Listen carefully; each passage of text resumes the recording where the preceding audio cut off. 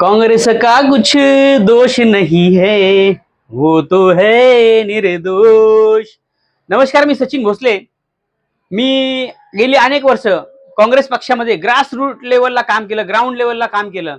रस्त्याचे खड्डे असतील, ड्रेनेज लाईन असतील, अनेक समस्या असतील. शांतीनगरमध्ये पुराचं पाणी येतं त्याच्याबद्दल मी काम केलं. प्रशासनाचा जिथं काम नाही होत तिथं आंदोलन करून प्रशासनाला मी जागं केलं आणि ते कामं करून घेतले.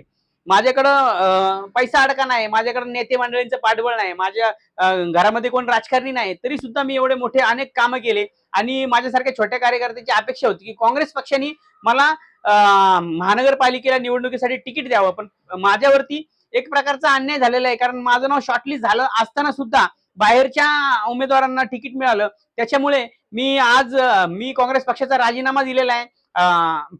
प्रदेशाध्यक्षांना आणि शहराध्यक्षांना तो राजीनामा पाठवलेला आहे.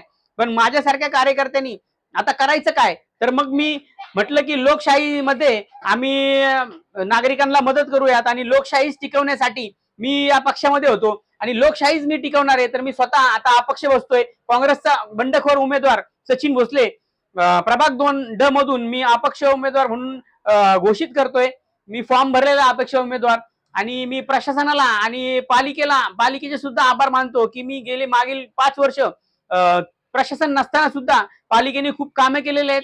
आणि मी सुरुवातीला एक गाणं बोललो होतो की काँग्रेस का कुछ दोष नहीं है, वो तो है निर्दोष. काँग्रेस एक विचारावरती चालणारा पक्ष आहे. पण मी प्रदेशाध्यक्षांना तेव्हा फोन केला होता. प्रदेश अध्यक्ष म्हणले की स्थानिक लेवलचा प्रश्न आहे. मग स्थानिक नेत्यांनी जर माझं जर तिकीट कापलं असेल माझ्यासारख्या छोट्या कार्यकर्त्याचं, तर मला खूप वाईट वाटलं या गोष्टीचं. आणि असं पण नाही की मी कधी आंदोलन नाही गेलो, निषेधाला नाही गेलो, उपोषणाला नाही गेलो. मी जयंती, पुण्यतिथी, मशाल यात्रा, काँग्रेस पक्षाचे सगळं जे काय आहे ते जर तुम्ही मार्क लिस्ट काढली तर माझं 100 पैकी 100 मार्क मला मिळतील. पण पैशाच्या कारणामुळे फक्त माझं तिकीट नाकारण्यात आलं आणि मी स्वतः अपक्ष बसलेलो आहे. धन्यवाद.